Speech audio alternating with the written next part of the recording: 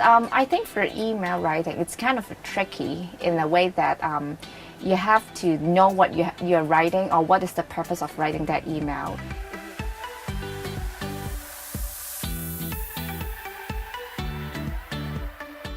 Because sometimes they tend to write an essay in the email, that's not the purpose of sending emails. So, but sometimes they're too precise or too short that the person that receives the email, they don't really get what they're actually talking about.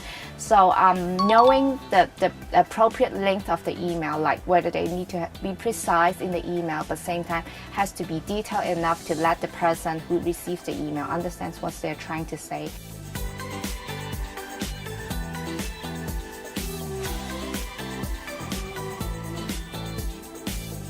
Because maybe sometimes when they're replying the emails or sending the emails, they're in a rush. So all the magic words like please, thank you, best regards, they just forget about it. So for a person who gets this email, because you might not know that person, so I think more polite it's better than less polite. So politeness is definitely another important area that they need to be careful of.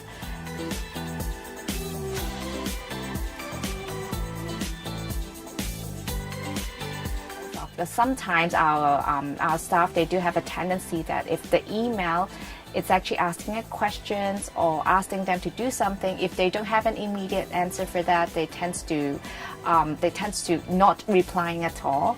So they might need time to think about it. So yeah, but for the person that sending out the email, they might having a lot of questions in their mind, saying that like whether they have received the emails or whether is there any problems going on.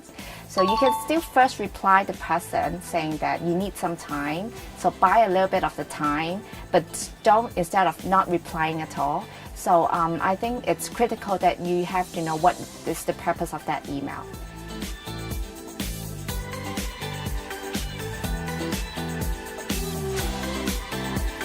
I can remember there is a time that one of my staff has actually misspelled our client named Brian into Brain. So it's kind of embarrassed. Do a spell check before you send out the emails.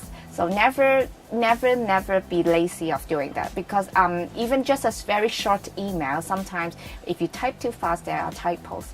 So make sure that you do a spell check before you send out the emails.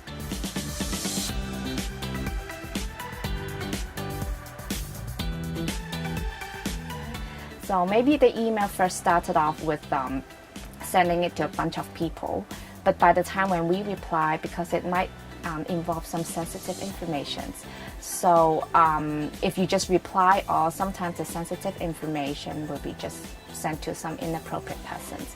Before you send, always check the send list where the person that you're going to send. So make sure those persons are the appropriate parties to receive your emails.